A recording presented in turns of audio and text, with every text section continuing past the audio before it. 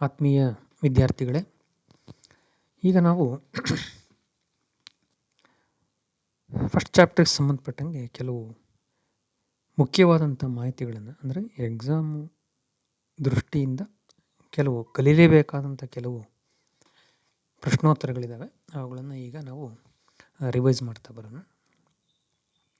ಮೊದಲನೇ chapter electric charges and fields ಅಂತ ಹೇಳಿ. ಓಕೆ, ಇಲ್ಲಿ ಕೇಳಲೇಬಹುದಾದಂಥ ತುಂಬ ಮುಖ್ಯವಾದಂಥ ಕೆಲವು ಕಾನ್ಸೆಪ್ಟ್ಗಳನ್ನು ತಿಳ್ಕೊಳ್ತಾ ಬರೋಣ. ಈಗ ಈ ಚಾಪ್ಟ್ರಲ್ಲಿ ನಾವು ಡಿಸ್ಕಸ್ ಮಾಡ್ತಕ್ಕಂಥದ್ದು ಅಥವಾ ಈ ತರಗತಿನಲ್ಲಿ ಡಿಸ್ಕಸ್ ಮಾಡ್ತಕ್ಕಂಥದ್ದು ಒಂದು 5-6 ಪಾಯಿಂಟ್ಸ್ಗಳಿದ್ದಾವೆ. ಒಂದೊಂದಾಗಿ ನೋಡ್ತಾ ಬರೋಣ. ಮೊದಲನೇದಾಗಿ ಎಲೆಕ್ಟ್ರಿಫಿಕೇಷನ್.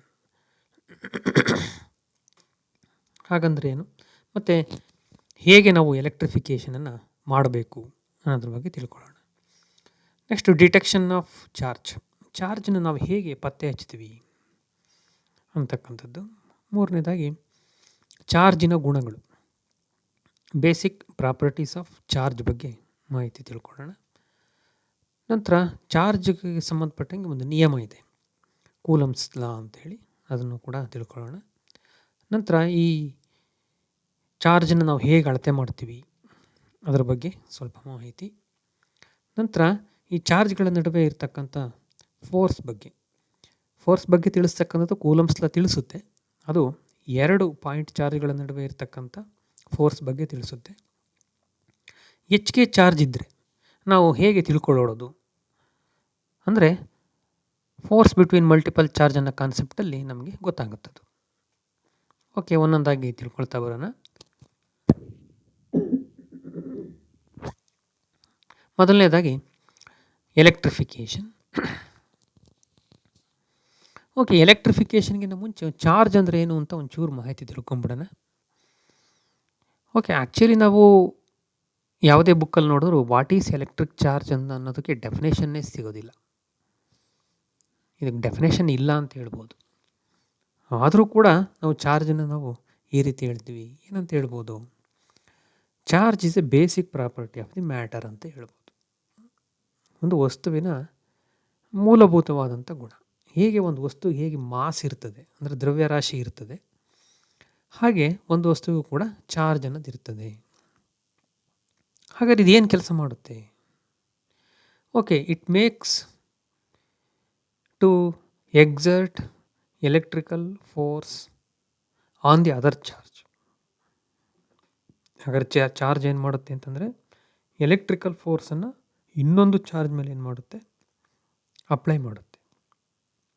ಅಥವಾ ಬೇರೊಂದು ಚಾರ್ಜ್ ಏನಾದರೂ ಎಲೆಕ್ಟ್ರಿಕಲ್ ಫೋರ್ಸನ್ನು ಅಪ್ಲೈ ಮಾಡಿದ್ರೆ ಅದಕ್ಕೆ ರೆಸ್ಪಾಂಡ್ ಮಾಡುತ್ತೆ. ಓಕೆ, ಹಾಗಾಗಿ electric charge it is a basic property of the matter. ಎಂಥ ಪ್ರಾಪರ್ಟಿ?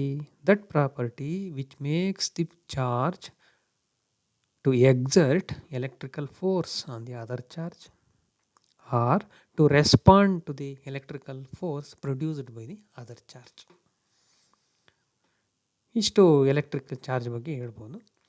ಈ ಎಲೆಕ್ಟ್ರಿಕ್ ಚಾರ್ಜ್ ಅಂತಕ್ಕಂಥ ಒಂದು ಕಾನ್ಸೆಪ್ಟನ್ನು ಮೊದಲಿಗೆ ನಮಗೆ ಇಂಟ್ರಡ್ಯೂಸ್ ಮಾಡಿದವನು ವಿಲಿಯಂ ಗಿಲ್ಬರ್ಟ್ ಅಂತಕ್ಕಂಥ ಒಬ್ಬ ವಿಜ್ಞಾನಿ. ಓಕೆ, ಈಗ ಎಲೆಕ್ಟ್ರಿಫಿಕೇಷನ್ ಅಂತಂದರೆ ಏನಪ್ಪ ಅಂತಂದರೆ ಚಾರ್ಜಿಂಗ್ ಎ ಬಾಡಿ. ಒಂದು ಬಾಡಿನ ಹೇಗೆ ಚಾರ್ಜ್ ಮಾಡಬೇಕು? ಓಕೆ, ಪ್ರಪಂಚದಲ್ಲಿರ್ತಕ್ಕಂಥ ಎಲ್ಲ ವಸ್ತುಗಳನ್ನು ನೋಡಿದಾಗ ಅವೆಲ್ಲವೂ ಕೂಡ ನ್ಯೂಟ್ರಲ್ ಆಗಿರ್ತವೆ. ಈಗ ನಾವು ಅವನ್ನ ಮುಟ್ಟಿದ್ರೆ ನಮಗೇನು ಶಾಕ್ ಹೊಡೆಯೋದಾಗಲಿ ಏನೂ ಇಲ್ಲ, ನ್ಯಾಚುರಲ್ ಆಗಿದ್ದಾಗ. ಆದರೆ ಕೆಲವು ಸಂದರ್ಭದಲ್ಲಿ ನಾವೇನು ಮಾಡ್ಬೋದು, ಒಂದು ವಸ್ತುವಿನಲ್ಲಿ ಚಾರ್ಜ್ ಉಂಟಾಗಂಗೆ ಮಾಡ್ಬೋದು. ಅದಕ್ಕೆ ಕೆಲವು ವಿಧಾನಗಳಿದ್ದಾವೆ. There are some methods to produce charge in a body. ಈ ರೀತಿ ಒಂದು ಬಾಡಿಯನ್ನು ಚಾರ್ಜ್ ಮಾಡಬೇಕು ಅಂತಂದರೆ ನಾವೇನು ಮಾಡ್ತೀವಲ್ಲ ಅದನ್ನು ಎಲೆಕ್ಟ್ರಿಫಿಕೇಷನ್ ಅಂತ ಕರಿತೀವಿ. ಅಂದರೆ process of charging A body.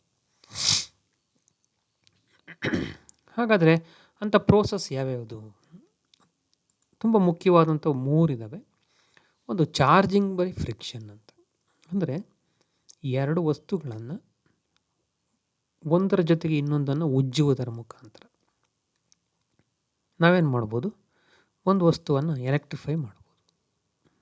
ಅಂದರೆ one body is rubbed with another body. ಅವಾಗ ಏನಾಗುತ್ತೆ, ಚಾರ್ಜ್ ಪ್ರೊಡ್ಯೂಸ್ ಆಗುತ್ತೆ.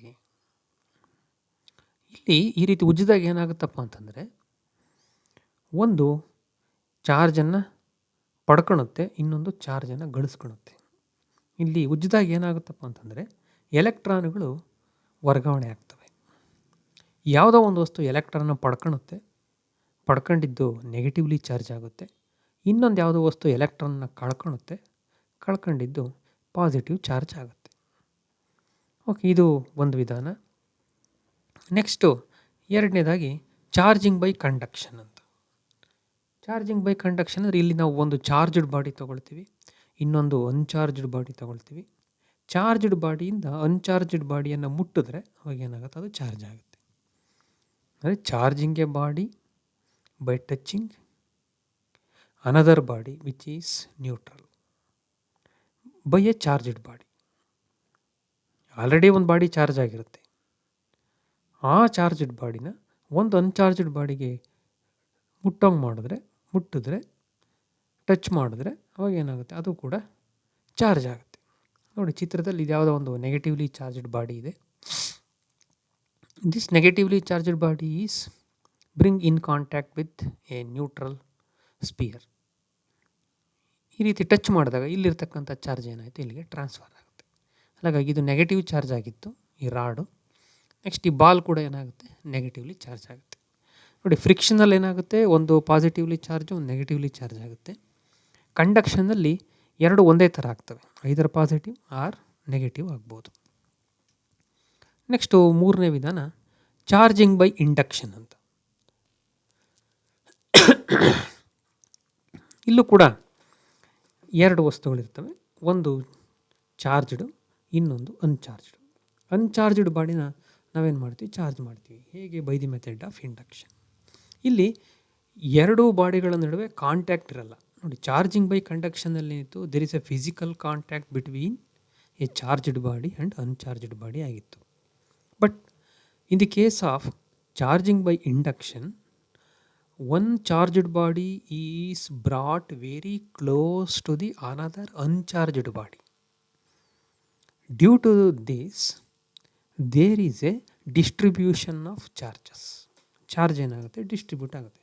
ಚಿತ್ರದಲ್ಲಿ ನೋಡಿ, ಒಂದು ಪಾಸಿಟಿವ್ಲಿ ಚಾರ್ಜ್ಡ್ ಬಾಡಿನ ಒಂದು ಅನ್ಚಾರ್ಜ್ಡ್ ಬಾಡಿ ಹತ್ರಕ್ಕೆ ತರ್ತಾ ಇದ್ವಿ. ಮೊದಲಿಗೆ ಇದೇನಾಗಿತ್ತು, ಇದು ನ್ಯೂಟ್ರಲ್ ಆಗಿತ್ತು. ಹತ್ರಕ್ಕೆ ತಗೊಂಡಾಗ ಏನಾಯಿತು, ರೀಡಿಸ್ಟ್ರಿಬ್ಯೂಷನ್ ಆಯಿತು. ಪಾಸಿಟಿವ್ ಎಲ್ಲ ಕೆಳಗಡೆ ಬರುತ್ತೆ, ನೆಗೆಟಿವ್ ಎಲ್ಲ ಮೇಲಕ್ಕೆ ಹೋಗುತ್ತೆ. ಈಗ ನಾವು ಯಾವುದಾದ್ರು ಒಂದು ಚಾರ್ಜನ್ನು ತೆಗೆದುಬಿಟ್ರೆ, ಇಲ್ಲ ಪಾಸಿಟಿವನ್ನು ತೆಗೆದುಬಿಟ್ರೆ ಅದು ನೆಗೆಟಿವ್ಲಿ ಚಾರ್ಜ್ಡ್ ಆಗಿ ಉಳ್ಕೊಳುತ್ತೆ, ಅಥವಾ ನೆಗೆಟಿವ್ ಚಾರ್ಜನ್ನು ತೆಗೆದುಬಿಟ್ರೆ ಅದು ಪಾಸಿಟಿವ್ಲಿ ಚಾರ್ಜ್ಡ್ ಬಾಡಿಯಾಗಿ ಉಳ್ಕೊಳುತ್ತೆ. ಓಕೆ, ಈ ರೀತಿ ನಾವು ಒಂದು ವಸ್ತುವನ್ನು ಎಲೆಕ್ಟ್ರಿಫೈ ಮಾಡಬಹುದು. ನಂತರ ಈ ಚಾರ್ಜನ್ನು ನಾವು ಹೇಗೆ ಪತ್ತೆ ಹಚ್ಚೋದು? ಉದಾಹರಣೆಗೆ ಒಂದು ಬಾಡಿ ಇದೆ, ನಮ್ಮ ಹತ್ರ ಒಂದು ವಸ್ತು ಇದೆ. How do you detect that body, whether it is charged or not? Or how do you say, if I give a body to you, how do you decide that the body is charged or not? ನಾವು ಮುಟ್ಬಿಟ್ಟು ಹೇಳೋಕ್ಕಾಗಲ್ಲ, ಯಾಕೆಂದರೆ charged ಬಾಡಿನ ಮುಟ್ಟಿದ್ರೆ ನಮಗೆ ತುಂಬ ತೊಂದರೆ ಆಗ್ತಕ್ಕಂಥ chance ಇರ್ತದೆ. ಹಾಗಾಗಿ ಅದನ್ನು ಮುಟ್ಟೋದಕ್ಕೆ ಬರಲ್ಲ. ನಾವು ಕೈಯಲ್ಲಿ ಮುಟ್ಬಿಟ್ಟು ಇದು ಕರೆಂಟ್ ಹೊಡಿತಾ ಇದೆ, ಹಾಗಾಗಿ ಚಾರ್ಜ್ಡ್ ಬಾಡಿ, ಇದು ಕರೆಂಟ್ ಹೊಡಿತಿಲ್ಲ, ಇದು ಅನ್ಚಾರ್ಜ್, ಹಂಗೆ ಹೇಳೋಕ್ಕೆ ಬರೋದಿಲ್ಲ. ಹಾಗಾಗಿ ಮುಟ್ಟದಲ್ಲೇ ಹೇಳಬೇಕು. ಅದಕ್ಕೋಸ್ಕರ ಒಂದು ಡಿವೈಸ್ ಇದೆ, ಅದನ್ನು ನಾವು ಎಲೆಕ್ಟ್ರೋಸ್ಕೋಪ್ ಅಂತ ಕರಿತೀವಿ.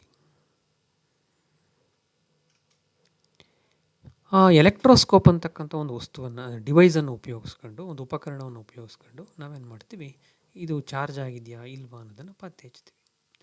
ಓಕೆ, ಅದು ಈ ರೀತಿ ಇರ್ತದೆ.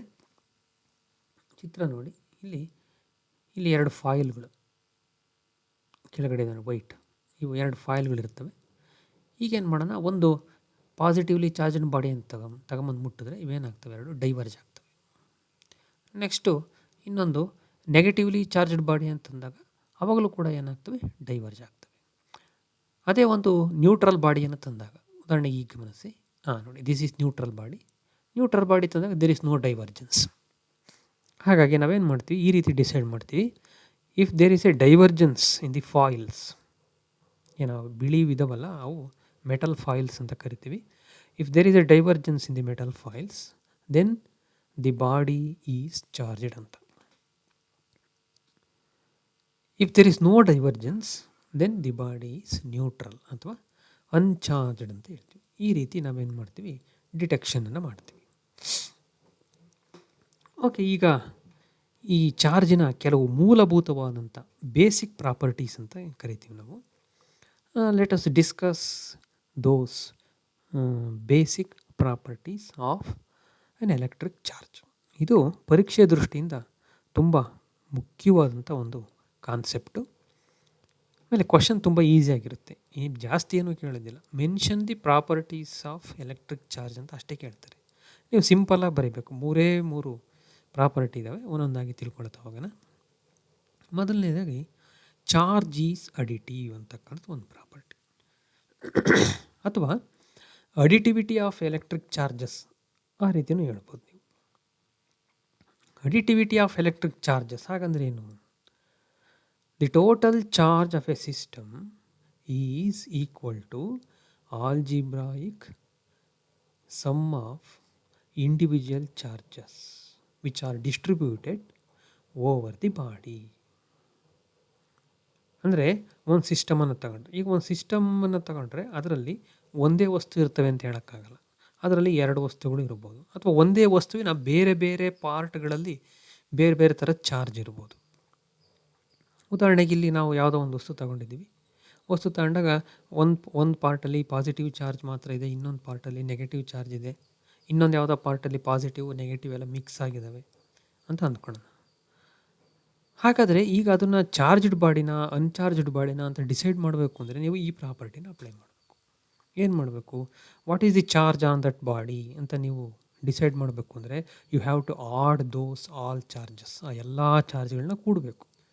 ಅವು ಬೇರೆ ಬೇರೆ ಪೊಸಿಷನಲ್ಲಿ ಇದ್ರೂ ಕೂಡ ನೀವೇನು ಮಾಡಬೇಕು? ಕೂಡಬೇಕು. ಕೂಡಿದಾಗ ನಮಗೇನೋ ಒಂದು ಉತ್ತರ ಬರುತ್ತೆ. ಉತ್ತರ ಬಂದಾಗ ಅದು ಪಾಸಿಟಿವ್ ಆಗಿರ್ಬೋದು, ಇಲ್ಲ ನೆಗೆಟಿವ್ ಆಗಿರ್ಬೋದು, ಇಲ್ಲ ಝೀರೋ ಆಗಿರ್ಬೋದು. ಇಲ್ಲ ಝೀರೋ ಆದರೆ ಇಟ್ ಈಸ್ ನ್ಯೂಟ್ರಲ್ ಅಂತ ಹೇಳ್ತೀವಿ. ಒಂದು ವೇಳೆ ನಮಗೆ ಬರ್ತಕ್ಕಂಥ ಉತ್ತರ ಏನಾದರೂ ಪ್ಲಸ್ ಸಮ್ಥಿಂಗ್ ಅಂತ ಬಂತು ಅಂದರೆ ಇಟ್ ಈಸ್ ಪಾಸಿಟಿವ್ಲಿ ಚಾರ್ಜ್ಡ್ ಅಂತ ಹೇಳ್ತೀವಿ. ಅಥವಾ ಇಟ್ ಈಸ್ ನೆಗೆಟಿವ್ ಸಮ್ಥಿಂಗ್ ಏನೋ ನಂಬರ್ ಬಂತು ಅಂತಂದರೆ ನಾವು ಇಟ್ ಈಸ್ ನೆಗೆಟಿವ್ಲಿ ಚಾರ್ಜ್ಡ್ ಅಂತ ಹೇಳ್ತೀವಿ. This is first property. ಎರಡನೇದಾಗಿ ಚಾರ್ಜ್ ಈಸ್ ಕನ್ಸರ್ವ್ಡ್ ಅಥವಾ ಕನ್ಸರ್ವೇಷನ್ ಆಫ್ ಎಲೆಕ್ಟ್ರಿಕ್ ಚಾರ್ಜ್ ಅಂತ ಕರಿತೀವಿ. ಹೀಗಂದ್ರೆ ಏನಪ್ಪ ಅಂದರೆ the total charge is constant ಅಂತ of an isolated system. Isolated system ಅಂತಂದರೆ ಬೇರೆ ಒಂದು ಸಿಸ್ಟಮಿನ ಜೊತೆ ಯಾವುದೇ ರೀತಿಯ ಕಾಂಟ್ಯಾಕ್ಟ್ ಇರಬಾರ್ದು ಅಂಥ ಒಂದು ಸಿಸ್ಟಮನ್ನು ತಗೊಂಡ್ರೆ ಈ ಚಾರ್ಜ್ ಅನ್ನೋದು ಯಾವಾಗಲೂ ಏನಾಗುತ್ತೆ? ಕಾನ್ಸ್ಟೆಂಟ್ ಆಗಿರುತ್ತೆ. ಇಟ್ ಈಸ್ ಕನ್ಸರ್ವ್ಡ್ ಅಂತ. ಕಾನ್ಸ್ಟೆಂಟ್ ಆಗಿರುತ್ತೆ ಅಂದರೆ ಅರ್ಥ ನಾವು ಚಾರ್ಜನ್ನು ಏನು ಮಾಡ್ತೀವಿ? ಯಾವುದೋ ಒಂದು ಬಾಡಿಯ ಒಂದು ಪಾರ್ಟ್ಗೆ ಹೋಗೋಣ. ಒಂದು ಪಾರ್ಟ್ಗೆ ಹೋದಾಗ ಏನಾಯಿತು? ಇಲ್ಲಿ 2 ಪಾಸಿಟಿವ್ ಚಾರ್ಜ್ ಇದ್ದಾವೆ ಅಂತ ಅಂದ್ಕೊಳ್ಳೋಣ.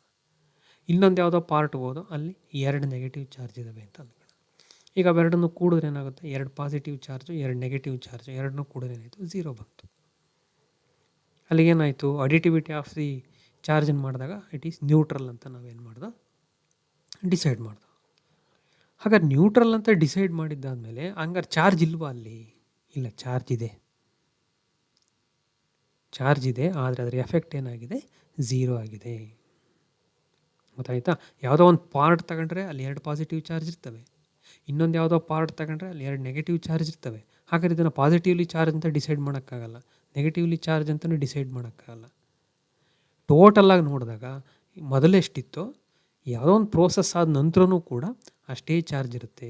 ಅಂದರೆ ಇದ್ರ ಇನ್ನೊಂದು ಅರ್ಥ ಏನಪ್ಪ ಅಂದರೆ ಎಲೆಕ್ಟ್ರಿಕ್ ಚಾರ್ಜನ್ನು ನೀವು ಕ್ರಿಯೇಟ್ ಮಾಡೋಕ್ಕೂ ಆಗಲ್ಲ ಅಥವಾ ಡಿಸ್ಟ್ರಾಯ್ ಮಾಡೋಕ್ಕೂ ಆಗಲ್ಲ ಅನ್ನೋ ಅರ್ಥ ಇದು. ಓಕೆ, ಮೂರನೇ ಪ್ರಾಪರ್ಟಿ ತಿಳ್ಕೊಳ್ಳೋಣ. ಚಾರ್ಜ್ ಈಸ್ ಕ್ವಾಂಟೈಸ್ಡ್ ಅಥವಾ ಕ್ವಾಂಟೈಸೇಷನ್ ಆಫ್ ಎಲೆಕ್ಟ್ರಿಕ್ ಚಾರ್ಜ್ ಅಂತ ಕರಿತೀವಿ. ಹಾಗಾದ್ರೆ ಚಾರ್ಜ್, ಒಂದು ವಸ್ತುವಿನಲ್ಲಿ ಚಾರ್ಜ್ ಇದೆ, ಒಂದು ಬಾಡಿನಲ್ಲಿ ಚಾರ್ಜ್ ಇದೆ ಅಂತಂದರೆ ಆ ಒಂದು ಚಾರ್ಜಿನ ಪ್ರಮಾಣ ಮಿನಿಮಮ್ ಅಂತಂದರೆ ಎಷ್ಟಿರುತ್ತಪ್ಪ ಅಂತಂದರೆ ನಷ್ಟಿರ್ತದೆ. ಅಂತಂದರೆ the value of is equal to 1.6 × 10⁻⁻⁹ coulomb ಅಂತ ಹೇಳಿ. Okay, this is the smallest charge. ಇದಕ್ಕಿಂತ ಕಡಿಮೆ ಇರೋದಕ್ಕೆ ಸಾಧ್ಯ ಇಲ್ಲ. ಅಥವಾ ಹೆಚ್ಚಿಗೆ ಇದ್ದರೆ ಏನಾಗಿರುತ್ತಪ್ಪ ಅಂತಂದರೆ 1 times or 2 times or 3 times or 4 times of ನಷ್ಟಿರುತ್ತೆ. ಅಂದರೆ ನ ಏನು ಸ್ಮಾಲೆಸ್ಟ್ ಚಾರ್ಜ್ ಅಂತ ಕರಿತೀವಲ್ಲ, ಆ 1 time, 2 time, 3 time, 4 time or n time ಆ ರೀತಿ ಇರುತ್ತೆ. ಉದಾಹರಣೆಗೆ 1.5 ಟೈಮ್ಸ್ ಆಫ್ ಆಗಿರಲ್ಲ, ಅಥವಾ ಹಾಫ್ ಆಫ್ ಆ ರೀತಿಯೂ ಇರೋಕ್ಕೆ ಸಾಧ್ಯ ಇಲ್ಲ, ಅಥವಾ 3/4 ಆಫ್ ಸಾಧ್ಯ ಇಲ್ಲ. ಹೇಗಿರ್ತದೆ ಅಂದರೆ the total charge must be an integral multiple of some smallest charge. ಆ ಸ್ಮಾಲೆಸ್ಟ್ ಚಾರ್ಜನ್ನೇ ನಾವೇನಂತ ಕರಿತೀವಿ, ಅಂತ ಕರಿತೀವಿ. ಉದಾಹರಣೆ ನೀವು ATM ಮಿಷಿನ್ಗೆ ಹೋದರೆ ಗೊತ್ತಾಗುತ್ತೆ, ಅಲ್ಲಿ ನೀವು ಮಿನಿಮಮ್ ಎಷ್ಟು ತೆಗಿಬೋದು, ₹100 ತೆಗಿಬೋದು. ₹100 ಕಡಿಮೆ ನೀವು ಡ್ರಾ ಮಾಡೋಕ್ಕೆ ಬರಲ್ಲ. ಹಾಗಾಗಿ ದಟ್ ಈಸ್ ಅಮೌಂಟ್ ಈಸ್ ಕ್ವಾಂಟೈಸ್ಡ್. ನೀವು ಹೆಚ್ಚಿಗೆ ಮಾಡ್ತೀವಿ ಅಂದರೆ ಏನು ಮಾಡ್ಬೋದು, 200, 300, 400 ಮಾಡೋ, ಅಂದರೆ ಇನ್ ಟರ್ಮ್ಸ್ ಆಫ್ 100 ಮಾಡಬೇಕು, ₹150 ಮಾಡೋಕ್ಕೆ ಬರಲ್ಲ. ಆ ರೀತಿ that is the meaning of charge is quantized. Okay, these are the very very important properties of electric charge. Okay, ಈಗ ನಾವು ಕೂಲಂಬ್ಸ್ ಲಾ ಬಗ್ಗೆ ತಿಳ್ಕೊಳ್ಳೋದಾದರೆ, ಯಾವುದೇ 2 ಎಲೆಕ್ಟ್ರಿಕ್ ಚಾರ್ಜನ್ನು ತಗೊಂಡ್ರೆ ಅವುಗಳ ನಡುವೆ ಫೋರ್ಸ್ ಇರುತ್ತೆ. ಯಾಕೆಂದ್ರೆ ನಾವು ಮುಂಚೆನೇ ತಿಳ್ಕೊಂಡು ವಾಟ್ ಈಸ್ ಚಾರ್ಜ್ ಅಂತಂದರೆ, a charge will exert force on the other charge or a charge will respond to the electrostatic force of another charge ಅಂತ. ಹಾಗಾಗಿ ನೀವು ಯಾವುದೇ 2 ಚಾರ್ಜ್ ತಗೊಂಡ್ರೆ ಆ 2ರ ನಡುವೆ ಏನಿರುತ್ತೆ, ದೇರ್ ಇಸ್ ಎ ಫೋರ್ಸ್. ಹಾಗಾದರೆ ಆ ಫೋರ್ಸ್ ಎಷ್ಟಿರುತ್ತೆ, how much force is present between those 2 charges, that can be explained by Coulomb's law. ಹಾಗಾದರೆ ಕೂಲಂಬ್ಸ್ ಲಾ ಉದ್ದೇಶ ಏನು, ಯಾವುದೇ 2 ಚಾರ್ಜ್ಗಳ ನಡುವೆ ಇರತಕ್ಕಂಥ ಬಲ ಎಷ್ಟು ಅಂತ ಕ್ಯಾಲ್ಕುಲೇಟ್ ಮಾಡ್ತಕ್ಕಂಥದ್ದು. ಓಕೆ, ಇದು 2 ಚಾರ್ಜ್ಗಳ ನಡುವೆ ಇರತಕ್ಕಂಥ ಫೋರ್ಸನ್ನು ಅಷ್ಟೇ ಕ್ಯಾಲ್ಕುಲೇಟ್ ಮಾಡುತ್ತೆ. ಓಕೆ, ನಿಯಮ ಏನು ಹೇಳುತ್ತಪ್ಪ ಅಂದರೆ, the magnitude of force between, ನೋಡಿ ಇಲ್ಲಿ ಮ್ಯಾಗ್ನಿಟ್ಯೂಡ್ ಆಫ್ ಫೋರ್ಸ್ ಅಂದರೆ ಡೈರೆಕ್ಷನ್ ಹೇಳ್ತಿಲ್ಲ ಇದು, the magnitude of force between any 2 point charges. ನೋಡಿ 2 ಪಾಯಿಂಟ್ ಚಾರ್ಜಸ್, ಮೆನಿ ಅಲ್ಲ. ಕೂಲಂಬ್ಸ್ ಲಾ ಹೇಳೋದು ಮ್ಯಾಗ್ನಿಟ್ಯೂಡ್ ಮಾತ್ರ ಇಲ್ಲಿ ಸದ್ಯಕ್ಕೆ, ಮತ್ತು ಅದು 2 ಪಾಯಿಂಟ್ ಚಾರ್ಜ್ಗಳ ನಡುವೆ ಇರತಕ್ಕಂಥದ್ದು ಮಾತ್ರನೇ ಹೇಳುತ್ತೆ.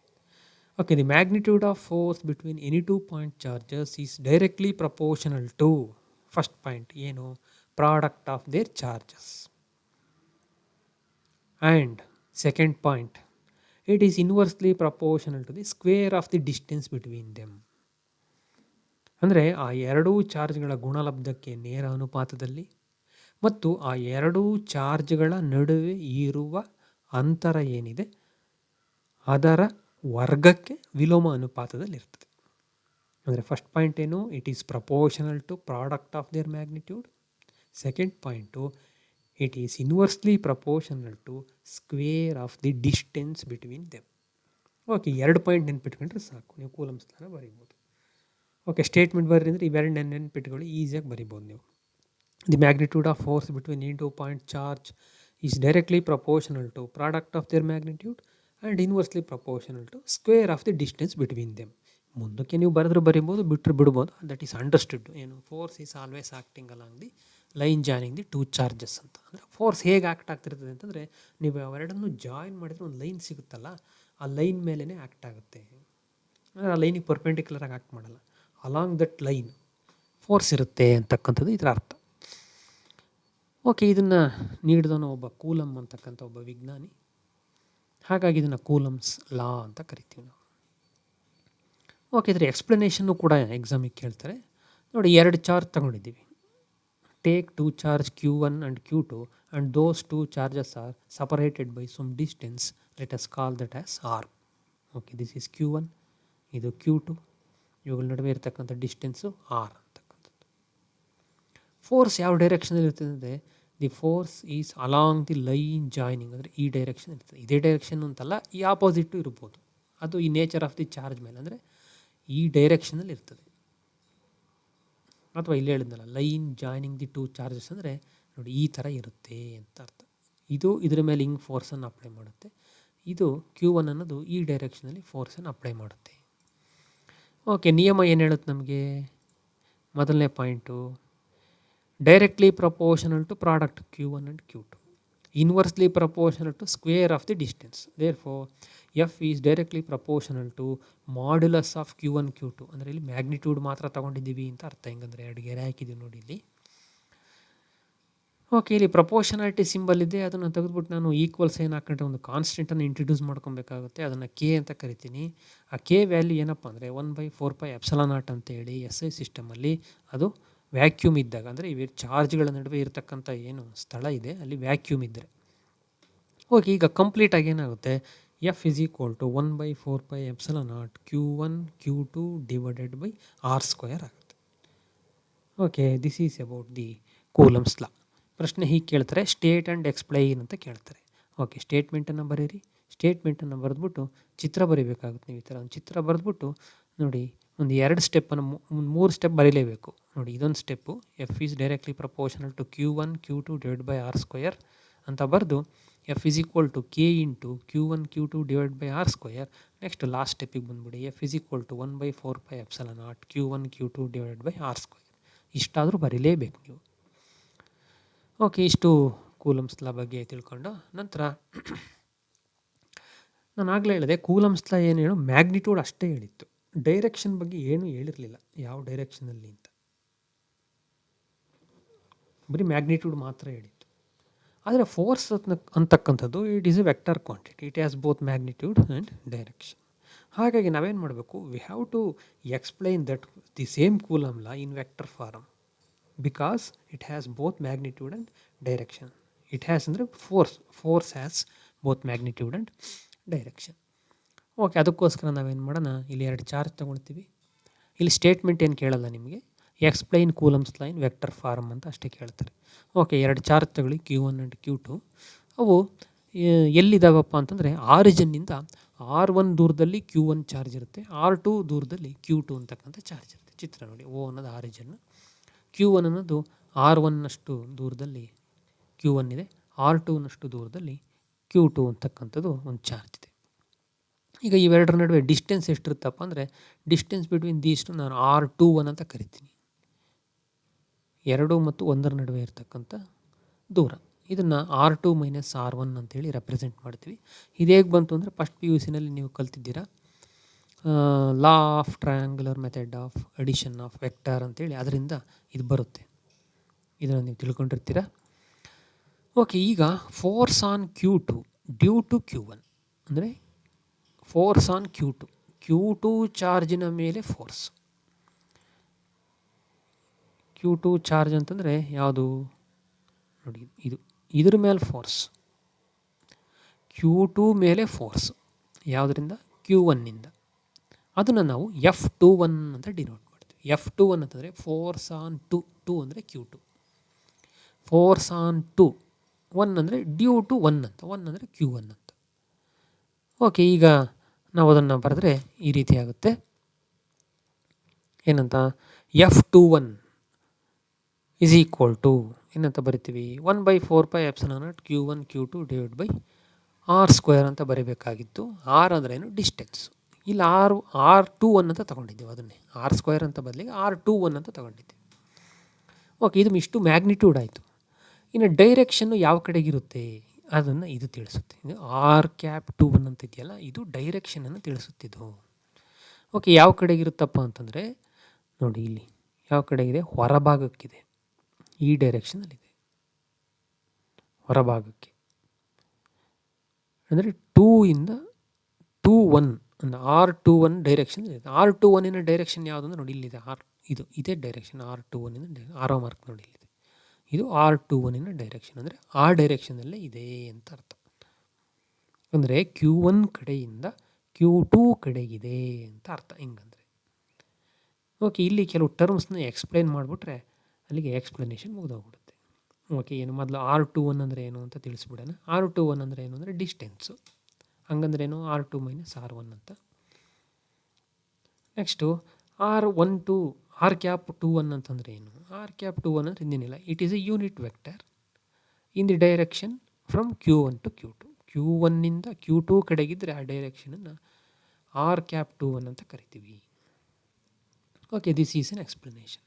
ಇದೇ ಎಕ್ಸ್ಪ್ಲನೇಷನ್ ನಾವು ಹೀಗೆ ಮುಂದುವರಿಸಿದ್ರೆ force on Q1 due to Q2 ಅದನ್ನು ಕೂಡ ಹೀಗೆ ಬರೀತಾ ಹೋದರೆ ಅದು ಒಂದು ಎಕ್ಸ್ಪ್ಲನೇಷನ್ ಆಗುತ್ತೆ. ಯಾವುದಾದ್ರು ಒಂದು ಎಕ್ಸ್ಪ್ಲನೇಷನನ್ನು ಬರೆದ್ರೆ ಸಾಕಾಗುತ್ತೆ. Okay, this is about Coulomb's law in vector form. Okay, ನಂತರ ಈಗ ಏನು ಎಲೆಕ್ಟ್ರೋಸ್ಟಾಟಿಕ್ ಫೋರ್ಸ್ ಇದೆ ಅದರ ಡೈರೆಕ್ಷನನ್ನು ನಾವು ಹೇಗೆ ರೆಪ್ರೆಸೆಂಟ್ ಮಾಡ್ತೀವಿ ಅಂತಂದ್ರೆ ಅರ್ಥ ಏನಪ್ಪ ಅಂದರೆ, ಚಾರ್ಜ್ಗಳಲ್ಲಿ ಎರಡು ಥರ ಚಾರ್ಜ್ ಇರುತ್ತೆ. ಒಂದು ಪಾಸಿಟಿವ್ ಚಾರ್ಜ್, ಇನ್ನೊಂದು ನೆಗೆಟಿವ್ ಚಾರ್ಜ್ ಅಂತ ಹೇಳಿ. ಓಕೆ, ಎರಡೂ ಪಾಸಿಟಿವ್ ಚಾರ್ಜ್ ಇದ್ದರೆ ಫೋರ್ಸಿನ ಡೈರೆಕ್ಷನ್ ಹೇಗಿರುತ್ತೆ, ಅಥವಾ ಎರಡೂ ನೆಗೆಟಿವ್ ಚಾರ್ಜ್ ಇದ್ದರೆ ಡೈರೆಕ್ಷನ್ ಹೇಗಿರುತ್ತೆ, ಅಥವಾ ಒಂದು ಪಾಸಿಟಿವ್ ಇನ್ನೊಂದು ನೆಗೆಟಿವ್ ಇದ್ದರೆ, ಅಥವಾ ಒಂದು ನೆಗೆಟಿವ್ ಒಂದು ಪಾಸಿಟಿವ್ ಎಲ್ಲ ಒಂದೇ, ಆ ರೀತಿ ಇದ್ದರೆ ಹೇಗಿರುತ್ತೆ ಅನ್ನೋದನ್ನು ನಾವೇನು ಮಾಡಿದ್ವಿ, ಇಲ್ಲಿ ಚಿತ್ರದ ಮುಖಾಂತರ ರೆಪ್ರೆಸೆಂಟೇಷನನ್ನು ಮಾಡಿದ್ವಿ. ಓಕೆ, ಮೊದಲನೇ ಸಂದರ್ಭ ಏನಪ್ಪ ಅಂದರೆ, when two charges are of same sign ಅಂದರೆ ಪಾಸಿಟಿವ್ ಇರ್ಬೋದು ಅಥವಾ ನೆಗೆಟಿವ್ ಇರ್ಬೋದು. If there are two positive charges or if there are two negative charges, ಹಾಗಿದ್ದರೆ ಅವುಗಳ ನಡುವೆ ಇರತಕ್ಕಂಥ ಫೋರ್ಸ್ ಏನಾಗಿರುತ್ತೆ, ರಿಪಲ್ಸಿವ್ ಫೋರ್ಸ್ ಆಗಿರುತ್ತೆ. ಅಂದರೆ ಇದರ ಅರ್ಥ, ಸೇಮ್ ಚಾರ್ಜ್ ಏನು ಮಾಡ್ತವೆ, ಒಂದು ಇನ್ನೊಂದನ್ನು ಅಪೋಸ್ ಮಾಡ್ತವೆ. ಆವಾಗ ನೋಡಿ, Q1 Q2 is greater than 0 ಆಗ್ಬಿಡುತ್ತೆ. ಇಲ್ಲಿ Q1 ಅಂತಂದರೆ ಒಂದು ಚಾರ್ಜಿನ ಮ್ಯಾಗ್ನಿಟ್ಯೂಡು, Q2 ಅಂತಂದರೆ ಇನ್ನೊಂದು ಚಾರ್ಜಿನ ಮ್ಯಾಗ್ನಿಟ್ಯೂಡು. ಇಲ್ಲ ಎರಡು ಪ್ಲಸ್ ಆದಾಗ ಪ್ಲಸ್ ಇಂಟು ಪ್ಲಸ್ಸೇ ಬರುತ್ತೆ, ಗ್ರೇಟರ್ ದೆನ್ 0. ಎರಡು ನೆಗೆಟಿವ್ ಚಾರ್ಜ್ ಆದರೆ ಮೈನಸ್ ಇಂಟು ಮೈನಸ್ ಪ್ಲಸ್ ಬರುತ್ತೆ, ಅಂದರೆ ಗ್ರೇಟರ್ ದೆನ್ 0. ಹಾಗಾಗಿ ರಿಪಲ್ಸಿವ್ ಫೋರ್ಸ್ ಇರುತ್ತೆ. ಓಕೆ, ರಿಪಲ್ಸಿವ್ ಫೋರ್ಸ್ ಆದಾಗ ಏನು ಮಾಡುತ್ತೆ, ಫೋರ್ಸಿನ ಡೈರೆಕ್ಷನ್ ನೋಡಿ ಹೊರಭಾಗಕ್ಕಿದೆ, ತಳ್ತಾ ಇದೆ. ಏನು, ಇಲ್ಲಿ Q2 ಅನ್ನೋದು Q1 ಹೊರಗಡೆ ತಳ್ಳುತ್ತೆ, Q1 ಅನ್ನೋದು Q2 ಹೊರಗಡೆ ತಳ್ಳುತ್ತೆ, ರಿಪಲ್ಸಿವ್ ಫೋರ್ಸ್. ನೆಕ್ಸ್ಟ್ ಎರಡನೇದಾಗಿ, when two charges are of opposite sign ಅಂದರೆ ಒಂದು ಪಾಸಿಟಿವ್ ಚಾರ್ಜು ಇನ್ನೊಂದು ನೆಗೆಟಿವ್ ಚಾರ್ಜು, ಅಥವಾ ಮೊದಲನೇದು ನೆಗೆಟಿವ್ ಚಾರ್ಜರ್ ತಗೊಳ್ಳಿ, ಎರಡನೇದು ಪಾಸಿಟಿವ್ ಚಾರ್ಜರ್, ಒಟ್ಟು ಎರಡರದ್ದು ಆಪೋಸಿಟ್ ಸೈನ್ ಇರಬೇಕು. ಆ ರೀತಿ ಇದ್ದಾಗ ಅವುಗಳ ನಡುವೆ ಇರ್ತಕ್ಕಂಥ ಫೋರ್ಸ್ ಏನಾಗುತ್ತೆ, ಅಟ್ರಾಕ್ಟಿವ್ ಫೋರ್ಸ್ ಆಗುತ್ತೆ. ನೋಡಿ, ಡೈರೆಕ್ಷನ್ ನೋಡಿ, ಇದೇನು ಮಾಡುತ್ತೆ, Q1 ಅನ್ನೋದು Q2 ತನ್ನ ಕಡೆ ಎಳ್ಕೊಳುತ್ತೆ, ಅದೇ Q2 ಅನ್ನೋದು Q1 ತನ್ನ ಕಡೆ ಎಳ್ಕೊಳುತ್ತೆ. ಓಕೆ, ಈ ರೀತಿ ಇರ್ತದೆ. ಅಂದರೆ ಇಲ್ಲಿ ಅವಾಗ ಏನಾಗುತ್ತೆ, Q1 Q2 ಪ್ರಾಡಕ್ಟ್ ಏನಾಗುತ್ತೆ, ಲೆಸ್ ದ್ಯಾನ್ 0 ಆಗುತ್ತೆ, ಅಂದರೆ ನೆಗೆಟಿವ್ ಬರುತ್ತೆ. ಉದಾಹರಣೆಗೆ Q1 ಪಾಸಿಟಿವ್ ಚಾರ್ಜ್ ಅಂದ್ಕೊಳ್ಳೋಣ, Q2 ನೆಗೆಟಿವ್ ಚಾರ್ಜ್ ಅಂದ್ಕೊಳ್ಳೋಣ, ಆವಾಗ ಪ್ಲಸ್ ಇಂಟು ಮೈನಸ್ ಬರುತ್ತೆ, ಮೈನಸ್ ಅಂದರೆ ಲೆಸ್ ದೆನ್ 0. ಅಥವಾ ಮೈನಸ್ ಇಂಟು ಪ್ಲಸ್, ಆವಾಗಲೂ ಮೈನಸ್ಸೇ ಬರುತ್ತೆ, ಲೆಸ್ ದೆನ್ 0 ಆಗುತ್ತೆ. ಹಾಗಾಗಿ ಆಪೋಸಿಟ್ ಸೈನ್ ಇದ್ದರೆ ಅಟ್ರಾಕ್ಟಿವ್ ಫೋರ್ಸ್ ಇರುತ್ತೆ, ಸೇಮ್ ಸೈನ್ ಇದ್ದರೆ ರಿಪಲ್ಸಿವ್ ಫೋರ್ಸ್ ಇರುತ್ತೆ. ಇದನ್ನು ಚಿತ್ರದ ಮುಖಾಂತರ ಬರೆದಿದ್ದೀವಿ ಅಷ್ಟೇ. ಓಕೆ, ಇದಾದ ನಂತರ ನಾವು ಈ ಚಾರ್ಜನ್ನು ಅಳತೆ ಮಾಡ್ತಕ್ಕಂಥ ಯೂನಿಟ್ ಬಗ್ಗೆ ತಿಳ್ಕೊಳ್ಳೋಣ. ನಾವು ಚಾರ್ಜನ್ನು ಕೂಲಮ್ ಅಂತಕ್ಕಂಥ ಒಂದು SI ಯೂನಿಟಿಂದ ಅಳತೆ ಮಾಡ್ತೀವಿ. ಓಕೆ, ನಿಮ್ಮನೆ ಈಗ ನಾವೇನಾದರೂ ವಸ್ತುವನ್ನು ಹೇಳ್ಬೇಕಾದ್ರೆ ನಮ್ಮ ಮನೆಗಳಲ್ಲಿ, ಉದಾಹರಣೆಗೆ ಅಕ್ಕಿ ಹೇಳ್ಬೇಕಾದ್ರೆ ನಾವೇನು ಮಾಡ್ತೀವಿ, KGಗಳಲ್ಲಿ ಹೇಳ್ತೀವಿ. ಈಗ ಹಾಲನ್ನು ಹೇಳ್ಬೇಕಾದ್ರೆ ಲೀಟ್ರ್ನಲ್ಲಿ ಹೇಳ್ತೀವಿ, ಅಥವಾ ಉದ್ದವನ್ನು ಹೇಳ್ಬೇಕಾದ್ರೆ ಮೀಟ್ರ್ನಲ್ಲಿ, ಅಡಿಗಳಲ್ಲಿ ಹೇಳ್ತೀವಲ್ಲ. ಹಂಗೆ ಈ ಚಾರ್ಜನ್ನು ಅಳತೆ ಮಾಡೋದಕ್ಕೂ ಒಂದು ಯೂನಿಟ್ ಇದೆ. ಅದನ್ನು ನಾವು ಹೇಳಬೇಕು ಅಂದರೆ ಯಾವುದರಲ್ಲಿ ಹೇಳಬೇಕು, ಕೂಲಮ್ನಲ್ಲಿ ಹೇಳಬೇಕು. ನನ್ನ ಹತ್ರ 1 ಕೂಲಮ್ ಚಾರ್ಜ್ ಇದೆ, 2 ಇದೆ, 3 ಇದೆ, 3 ಕೂಲಮ್ಮು, 4 ಕೂಲಮ್ಮು, ಈ ರೀತಿ ಹೇಳಬೇಕು ನಾವು. ಈಗ ಪ್ರಶ್ನೆ, mention the SI unit of charge ಅಂತ ಕೇಳ್ಬೋದು, ಅಥವಾ what is the SI unit of charge ಅಂತ ಕೇಳ್ಬೋದು. ಆವಾಗ ನೀವು ಕೂಲಮ್ ಅಂತ ಅಷ್ಟೇ ಬರೆದ್ರೆ ಸಾಕು. ಕೆಲವು ಸಂದರ್ಭದಲ್ಲಿ ಏನು ಮಾಡ್ತಾರೆ, ಡಿಫೈನ್ ಅಂತ ಕೇಳ್ತಾರೆ. ಡಿಫೈನ್ ಅಂದಾಗ you have to define the coulomb ಅಂದರೆ ಏನು ಅಂತ ನೀವು ಡೆಫಿನೇಷನ್ ಬರೀಬೇಕು. ಓಕೆ, ಡೆಫಿನೇಷನ್ ಹೇಗೆ ಬರೀತೀರಾ, ಡೆಫಿನೇಷನ್ ಬರೆಯೋಕ್ಕೆ ಈಗ ನಾವೇನು ಮಾಡೋಣ, Q1 ಮತ್ತು Q2 is equal to 1 coulomb ಇದ್ದಾವೆ, ಎರಡೂ 1 ಕೂಲಮ್ ಆಫ್ ಚಾರ್ಜ್ ತೊಗೊಂಡಿದ್ದೀವಿ ಅಂತ ಅಂದ್ಕೊಳ್ಳೋಣ. ಎರಡನ್ನು 1 ಮೀಟ್ರ್ ದೂರದಲ್ಲಿ ಇಟ್ಟಿದ್ದೀವಿ ಅಂತ ಅಂದ್ಕೊಳ್ಳೋಣ. ಆಗ ಕೂಲಮ್ಸ್ ಲಾ ಏನಾಗುತ್ತೆ, 1/4πε0 Q1 Q2 /r² is equal to, ನೋಡಿ 1/4πε0 ಅಂದರೆ ಅದ್ರ ವ್ಯಾಲ್ಯೂ 9 × 10⁹ ಅಂತ. ನೋಡಿ, Q1 1 ಆಯಿತು, Q2 1 ಆಯಿತು, 1 × 1 1 ಬರುತ್ತೆ. ಆರ್ ಇಸ್ ಈಕ್ವಲ್ ಟು 1 ಆದಾಗ ಆರ್ ಸ್ಕ್ವೇರ್ 1 ಬರುತ್ತೆ. 1/1 ಇಸ್ ಈಕ್ವಲ್ ಟು 1 ಬರುತ್ತೆ. 1 ಇಂಟು ದಿಸ್ ಮಚ್ ಅಷ್ಟೇ ಬರುತ್ತೆ. 1/4πε0 ಬರುತ್ತೆ. 1/4πε0 ಅಂದರೆ ಏನು? 9 ಇಂಟು 10⁻⁹ ಅಂತ. ಹಾಗಾದರೆ 1 ಕೂಲಂಬ್ ಇರ್ತಕ್ಕಂಥ 2 ಚಾರ್ಜ್ ಇದ್ದಾವೆ, ಅವುಗಳ ನಡುವೆ ಇರ್ತಕ್ಕಂಥ ಡಿಸ್ಟೆನ್ಸು 1 ಮೀಟ್ರ್ ಇದೆ. ಆವಾಗ ಅವುಗಳ ನಡುವೆ ಇರ್ತಕ್ಕಂಥ ಫೋರ್ಸ್ ಏನಾಗಿರುತ್ತೆ? 9 ಇಂಟು 10⁻⁹ ಇರುತ್ತೆ, ನ್ಯೂಟನ್ ಇರುತ್ತೆ. ಎಂಥ ಫೋರ್ಸ್ ಅದು? Repulsive force. ಯಾಕೆ? ಎರಡು ಒಂದೇ ಥರದ ಚಾರ್ಜ್, ಹೌದಲ್ವಾ? ಅರ್ಥ ಆಯ್ತಲ್ಲ ಈಗ ಹೇಳಿದ್ದು ನೋಡಿ. ಎರಡು ಒಂದೇ ಥರದ ಚಾರ್ಜ್ ಇದ್ದು ಎರಡರ ನಡುವೆ 1 ಮೀಟ್ರ್ ದೂರ ಇದ್ದರೆ ಅವುಗಳ ನಡುವೆ ಇರ್ತಕ್ಕಂಥ ಫೋರ್ಸ್ ಎಷ್ಟಿರುತ್ತೆ? ರಿಪಲ್ಸಿವ್ ಫೋರ್ಸು 9 ಇಂಟು 10⁻⁹ ಇರ್ತದೆ. ಈಗ ನಾವು ಕೂಲಮನ್ನು ಈಗ ಡಿಫೈನ್ ಮಾಡ್ತೀವಿ. ಒಂದು ವೇಳೆ ಅವುಗಳ ನಡುವೆ 9 ಇಂಟು 10⁻⁹ ನ್ಯೂಟನ್ನಷ್ಟು ಫೋರ್ಸ್ ಇದ್ದು ಅವು 1 ಮೀಟ್ರಿಂದ ಸಪ್ರೇಷನ್ ಆಗಿದ್ದರೆ ಅಲ್ಲಿರೋ ಚಾರ್ಜ್ ಏನಾಗಿರುತ್ತೆ? 1 ಕೂಲಂಬ್ ಆಗಿರುತ್ತೆ ಅಂತ ಹೇಳ್ತೀವಿ. ಓಕೆ ನೋಡಿ, ಈಗ definition. 1 coulomb is that charge when placed at a distance of 1 meter from another charge of same magnitude in vacuum will experience an electrical force of repulsion of magnitude 9 into 10⁹. ಅಂದರೆ 1 metre ಅಂತರದಲ್ಲಿ ಇಟ್ಟಿರುವ ಎರಡು ಚಾರ್ಜ್ಗಳ ನಡುವೆ ಇರ್ತಕ್ಕಂಥ repulsive force ಏನಾದರೂ 9 into 10⁻⁹ Newton ಇದ್ದರೆ ಅಲ್ಲಿರ್ತಕ್ಕಂಥ ಒಂದೊಂದು ಚಾರ್ಜು ಏನಾಗಿರ್ತವೆ? 1 ಕೂಲಂಬ್ ಇರ್ತವೆ. That means 1 coulomb is that charge. 1 coulomb ಅಂದರೆ ಆ ಚಾರ್ಜು.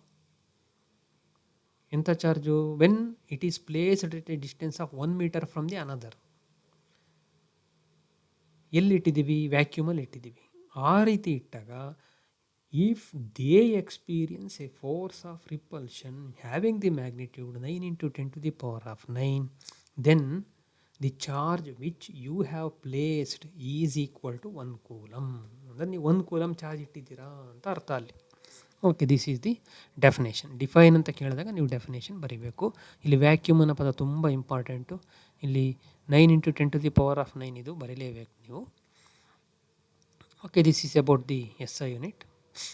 ಈ ಥರದೊಂದು ಸಣ್ಣ ಪ್ರಶ್ನೆ ಕೇಳ್ಬೋದು ನಿಮಗೆ. ಏನು, 1 ಕೂಲಂಬ್ ಚಾರ್ಜ್ ಅಂತ ತಗೊಂಡ್ರೆ ಅದರಲ್ಲಿ ಎಷ್ಟು ಎಲೆಕ್ಟ್ರಾನ್ಸ್ ಇರಬಹುದು? ಓಕೆ, ಈಗ ನಾನು ನಿಮಗೆ ಹಿಂದೆಯೇ ಕ್ವಾಂಟೈಸೇಷನ್ ಸಂದರ್ಭದಲ್ಲಿ ಹೇಳಿದ್ದೆ, ಚಾರ್ಜ್ ಎಷ್ಟಿರ್ಬೋದಪ್ಪ ಅಂದರೆ charge Q is equal to ನಷ್ಟಿರ್ಬೋದು, ಅಥವಾ 2E ನಷ್ಟಿರ್ಬೋದು, ಅಥವಾ 3E ನಷ್ಟಿರ್ಬೋದು, ಅಥವಾ the total charge Q is equal to N into E, N times of E ಅಂತ ಇರ್ಬೋದು. ಓಕೆ, ಅದನ್ನು ಸೂತ್ರನ ಉಪಯೋಗಿಸ್ಕೊಳ್ತೀವಿ ಈಗ. ಓಕೆ, ಇಲ್ಲೊಂದು ಉಪಯೋಗಿಸಿದ್ದೀವಿ ನೋಡಿ.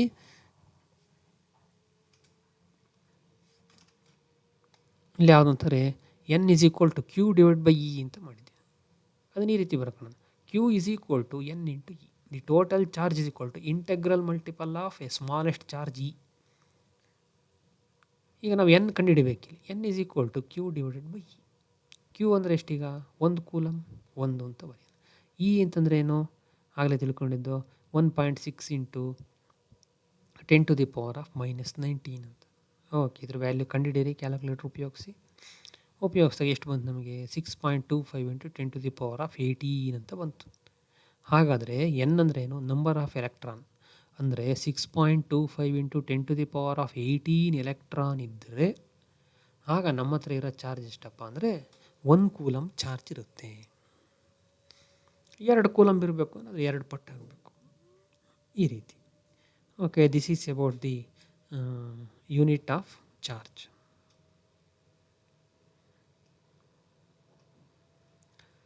Next, force between multiple charges. ಈಗ ಕೂಲಂಬ್ಸ್ ಲಾ ಏನು ಹೇಳಿತ್ತು ನಮಗೆ ಅಂತಂದರೆ, ಮಲ್ಟಿಪಲ್ ಎರಡು ಚಾರ್ಜ್ಗಳ ನಡುವೆ ಇರತಕ್ಕಂಥ ಫೋರ್ಸ್ ಬಗ್ಗೆ ಹೇಳಿತ್ತು ನಮಗೆ. ಈಗ 2 ಚಾರ್ಜ್ಗಿಂತ ಜಾಸ್ತಿ ಇದ್ದರೆ ನಾವೇನು ಮಾಡ್ತೀವಿ? ಒಂದು ತತ್ವವನ್ನು ಉಪಯೋಗಿಸ್ತೀವಿ. That is principle of superposition ಅಂತ ಹೇಳ್ತೀವಿ. ಪ್ರಿನ್ಸಿಪಲ್ ಆಫ್ ಸೂಪರ್ ಪೊಸಿಷನನ್ನು ಉಪಯೋಗಿಸ್ಬಿಟ್ಟು ನಾವೇನು ಮಾಡ್ತೀವಿ? ಈ ಹಲವಾರು ಚಾರ್ಜ್ಗಳ ನಡುವೆ ಇರತಕ್ಕಂಥ ಫೋರ್ಸನ್ನು ಕಂಡುಹಿಡಿಯೋಕ್ಕೆ ಬಳಸ್ತೀವಿ. ಓಕೆ, ದಟ್ ಪ್ರಿನ್ಸಿಪಲ್ ಏನು ಹೇಳುತ್ತಪ್ಪ ಅಂತಂದರೆ, the statement is like this: the force on any charge due to number of other charges is vector sum of all the forces on that charge due to other charges taken one at a time ಅಂತ ಹೇಳುತ್ತೆ. ಅಂದರೆ ಈಗ ನೀವು ಇಲ್ಲೊಂದು charge ಇಟ್ಟಿದ್ದೀರಾ, ಯಾವುದು Q1 ಅಂತಕ್ಕಂಥ ಒಂದು charge ಇಟ್ಟಿದ್ದೀರಾ ಅಂತ ತಿಳ್ಕೊಳ್ಳಿ. ಪಕ್ಕದಲ್ಲಿ Q2 ಅನ್ನೋದು ಇನ್ನೊಂದು ಚಾರ್ಜ್ ಇದೆ, Q3 ಅನ್ನೋದು ಇನ್ನೊಂದು ಚಾರ್ಜ್ ಇದೆ. ಹಾಗೆ ಇಲ್ಲಿ ಪಕ್ಕದಲ್ಲೆಲ್ಲ Q4, Q5, Q6 ಅದು ಹಲವಾರು ಚಾರ್ಜ್ಗಳು ಇರ್ಬೋದು. ಓಕೆ, ಈಗ Q1ನ ಮೇಲೆ Q2 ಇಂದನೂ ಫೋರ್ಸ್ ಆ್ಯಕ್ಟ್ ಆಗುತ್ತೆ, Q3 ಇಂದನೂ ಫೋರ್ಸ್ ಆ್ಯಕ್ಟ್ ಆಗುತ್ತೆ, ಇನ್ನೊಂದು ಯಾವುದೋ Q4 ಅಂತ ಇದ್ದರೆ ಅದರಿಂದನೂ ಫೋರ್ಸ್ ಆ್ಯಕ್ಟ್ ಆಗುತ್ತೆ. Then what is the total force ಅಂತಂದರೆ ನಾವೇನು ಮಾಡಬೇಕು, ಆ ಟೋಟಲ್ ಫೋರ್ಸ್ ಕಂಡುಹಿಡಿಬೇಕು ಅಂದರೆ ಒಂದು ಸರಿ ಎರಡು ತಗೊಬೇಕು. ಯಾವುದು, ಈಗ Q1 Q2 ತಗೋಣ, ಇದರ ನಡುವೆ ಫೋರ್ಸ್ ಕಂಡುಹಿಡಿಬೇಕು ಕೂಲಮ್ಸ್ ಲಾ ಉಪಯೋಗಿಸಿ. ನೆಕ್ಸ್ಟ್ ಇವೆರಡು ತಗೊಳ್ಳೋಣ, Q1 Q3 ತಗೊಳ್ಳೋಣ. ಇವೆರಡರ ನಡುವೆ ಫೋರ್ಸನ್ನು ಕಂಡುಹಿಡಿಬೇಕು. ಇವೆರಡನ್ನೂ ಏನು ಮಾಡಬೇಕು, ಆ್ಯಡ್ ಮಾಡಬೇಕು. ಆ್ಯಡ್ ಮಾಡಬೇಕಾದ್ರೆ ನಾವು ಅಲಾಂಗ್ ವಿತ್ ಡೈರೆಕ್ಷನ್ ಆಡಬೇಕು. ಅದನ್ನು ವೆಕ್ಟರ್ ಸಮ್ ಅಂತ ಕರಿತೀವಿ. ನೋಡಿ ಇಲ್ಲಿದೆ ಏನು, vector sum of all the forces on that charge due to other charge taken one at a time. ಅಂದರೆ ಇದ್ರ ಮೇಲೆ ಕ್ಯಾಲ್ಕುಲೇಟ್ ಮಾಡ್ಬೇಕಾದ್ರೆ, Q1 ಮೇಲೆ ಫೋರ್ಸ್ ಕ್ಯಾಲ್ಕುಲೇಟ್ ಮಾಡ್ಬೇಕಾದ್ರೆ ಒಂದೊಂದನ್ನೇ ತಗೊಬೇಕು. ಯಾವುದನ್ನು, ಒಂದು ಸರಿ Q2 ತಗೊಬೇಕು, ಒಂದು ಸರಿಗೆ Q3 ತಗೊಬೇಕು. ಈ ರೀತಿ ಒಂದೊಂದೇ ಚಾರ್ಜನ್ನು ತಗೊಂಡು ನಾವೇನು ಮಾಡಬೇಕು, ಕ್ಯಾಲ್ಕುಲೇಟ್ ಮಾಡ್ತಾ ಹೋಗಬೇಕು. ಓಕೆ, ಈಗ ಅದರ ಎಕ್ಸ್ಪ್ಲನೇಷನ್ ನೋಡಿ ಕೆಳಗಡೆ ಇದೆ. Consider A system of charges Q1 Q2 ಹಿಂಗೆ ಬೇಕಾದಷ್ಟು ಚಾರ್ಜ್ ಇದ್ದಾವೆ. Q1ನ ಮೇಲೆ ಎಷ್ಟು ಫೋರ್ಸ್ ಇದೆ, Q1 ಮೇಲೆ ಎಷ್ಟು ಫೋರ್ಸ್ ಇದೆಯಪ್ಪ ಅಂತಂದರೆ ಎಲ್ಲ ಚಾರ್ಜ್ಗಳಿಂದನೂ ಫೋರ್ಸ್ ಇರುತ್ತೆ. ಅಂದರೆ Q2 ಇಂದನೂ ಒಂದು ಫೋರ್ಸ್ ಇದೆ, ಅದನ್ನು F12 ಅಂತ ಕರಿತೀನಿ. ಅಂದರೆ 1 ಮತ್ತು 2 ನಡುವೆ ಇರ್ತಕ್ಕಂಥ ಫೋರ್ಸು. ನೆಕ್ಸ್ಟ್ F13 ಅಂದರೆ 1ನೇ ಚಾರ್ಜು ಮತ್ತು 3ನೇ ಚಾರ್ಜ್ ನಡುವೆ ಇರ್ತಕ್ಕಂಥ ಫೋರ್ಸು. ಹಾಗೆ F14 ಅಂತಂದರೆ 1ನೇದು ಮತ್ತು 4ನೇ ಚಾರ್ಜು. ನೆಕ್ಸ್ಟ್ ಹಾಗೆ n ನಂಬರ್ ಆಫ್ ಚಾರ್ಜ್ ಇದ್ದರೆ ಏನಂತ ತಗೊಳ್ತೀವಿ, F1n ಅಂತ ತಗೊಳ್ತೀವಿ. ಅಂದರೆ 1ನೇ ಚಾರ್ಜು ಮತ್ತು n-ನೇ ಚಾರ್ಜ್, ಇವುಗಳ ನಡುವೆ ಇರ್ತಕ್ಕಂಥ ಫೋರ್ಸ್ ಇಷ್ಟು. Then what is the total charge ಅಂತಂದರೆ ಇವನ್ನೆಲ್ಲ ಕೂಡಬೇಕು. Force on Q1 that is F1 ಅಂತ ಕರೆಯೋಣ. F1 is equal to sum of all these forces. Okay, ಇವನ್ನೆಲ್ಲ ಕೂಡ್ಬಿಡೋಣ. ಕೂಡ್ಬೇಕಾದ್ರೆ ನಾವು ಒಂದು ಸೆಕೆಂಡ್ ಕೂಲಮ್ಸ್ ತಾನೇ ಉಪಯೋಗಿಸ್ಕೊಂತೀವಿ. ಇವನ್ನೆಲ್ಲ ಕೂಡ್ತೀವಿ. ಕೂಡಿದಾಗ ನಮಗೊಂದು ಫೈನಲ್ ಆಗಿ ಏನು ಬರುತ್ತೆ ನೋಡಿ, ಎಲ್ಲದರಲ್ಲೂ 1/4πε ಕಾಮನ್ ಇದೆ, ಹೊರಗಡೆ ತಕ್ಕೊಳ್ಳೋಣ. ಎಲ್ಲದರಲ್ಲೂ Q1 ಇದೆ, ಹೊರಗಡೆ ತಕ್ಕೊಳ್ಳಿ. ನೆಕ್ಸ್ಟ್ ಇನ್ನು ಉಳಿದಿರೋದೇನು, Q2 ಇಲ್ಲಿ ಬರ್ಕೊಳ್ತೀನಿ. ನೆಕ್ಸ್ಟ್ R² 1 2 ಇದು ಕಾಮನ್ ಇಲ್ಲ. Q2 ಮತ್ತು R² 1 2 ಇವು ಕಾಮನ್ ಇಲ್ಲ. Q2 ಆಗಿದೆ, Q3 ಆಗಿದೆ, ಹಂಗೆ Q4 ಹಿಂಗೆ ಹೋಗ್ತಾ ಹೋಗುತ್ತೆ. ಎಲ್ಲಿಂದವರೆಗೂ Qn ವರೆಗೂ ಹೋಗುತ್ತೆ. ನೆಕ್ಸ್ಟ್ ಇಲ್ಲಿ R12 R13 R1n ಅಂತ ಹಾಗೆ ಮುಂದುವರಿತು. ಇವುಗಳೆಲ್ಲ ಸಮೇಷನ್ ಮಾಡಬೇಕು. ಹಾಗಾಗಿ ಇಲ್ಲೇನು ಮಾಡಿದ್ದೀವಿ, QI ಅಂತ ತಗೊಂಡಿದ್ದೀವಿ. QI ಅಂತಂದರೆ ವಾಟ್ ಈಸ್ ಐ ಅಂದರೆ, ಐ ಅನ್ನೋದು 2ರಿಂದ ಸ್ಟಾರ್ಟ್ ಆಗುತ್ತೆ, n-ವರೆಗೂ ಮುಂದುವರಿಯುತ್ತೆ. ನೆಕ್ಸ್ಟ್ ವಾಟ್ ಈಸ್ ಇಲ್ಲಿ R² 1i. R² 1 ಅನ್ನೋದೆಲ್ಲ ಕಡೆ ಕಾಮನ್ ಆಗಿರುತ್ತೆ. ಇಲ್ಲಿ 2 3 4 ಹಿಂಗೆ ಚೇಂಜ್ ಆಗುತ್ತಲ್ವ, ಅದನ್ನು ಐ ಇಂದ ಡಿನೋಟ್ ಮಾಡ್ತೀವಿ. ನೆಕ್ಸ್ಟ್ R ಡೈರೆಕ್ಷನ್ ತಿಳಿಸುತ್ತೆ. R 1 × i. 1 ಅನ್ನೋದು ಎಲ್ಲ ಕಡೆ ಇದೆ, ಇಲ್ಲೂ ಇದೆ, ಇಲ್ಲೂ ಇದೆ. ಇದು ಮಾತ್ರ ಚೇಂಜ್ ಆಗಿದೆ. 2 ಚೇಂಜ್ ಆಯಿತು ನೋಡಿ, ಇಲ್ಲಿ 3 ಚೇಂಜ್ ಆಯಿತು. ನೆಕ್ಸ್ಟ್ ಇಲ್ಲಿ n ಆಯಿತು, ಅಲ್ಲಿ ಐ ಅಂತ ಬರಿತೀವಿ. ಐ ಅಂದರೆ ಏನು, 2 to n, 2 ಇಂದ n-ವರೆಗೂ ಎಷ್ಟಾದರೂ ಮೇಲೆ ತಗೊಬೋದು.